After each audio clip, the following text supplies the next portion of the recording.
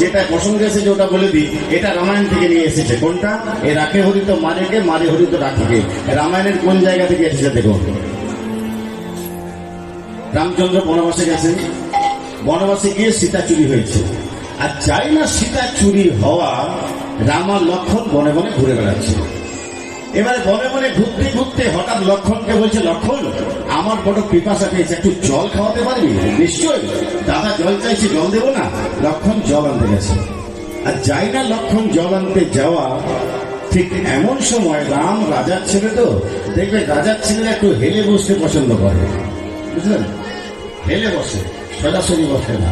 তা রাম মনে মনে চিন্তা করছে, সোজা বসার আগে হেলান হলে ভালো হতো, তাই ধনুকটাকে জোরে মাটিতে পুঁতে দিয়েছে।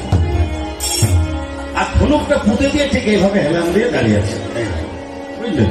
হ্যাঁ, ঠিক কিছুক্ষণ পর লক্ষণ জল নিয়ে এসেছে। আর লক্ষণ জল নিয়ে এসে রামচন্দ্রকে বলছে, দাদা তোমার পায়ের তলে কিসের রক্ত? কোথায় রক্ত? যাই না সরেছে, দেখছে পায়ের তোলা থেকে নয়, রক্তটা বেরোচ্ছে যেখানে ধনুকটা পুঁতেছে সেই জায়গাটা থেকে। লক্ষণকে বলছে, লক্ষণ ধনুকটা তোল তোল।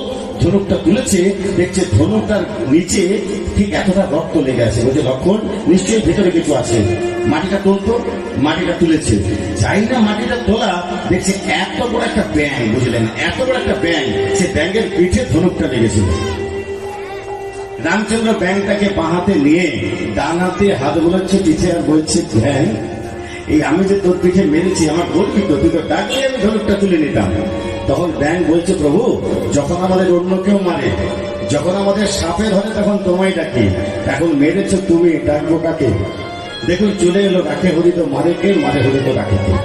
প্রত্যেকটা প্রবাদ বাক্য রামায়ণ মহাভারত থেকে টেনে টেনে নিয়ে আসা, বুঝলেন?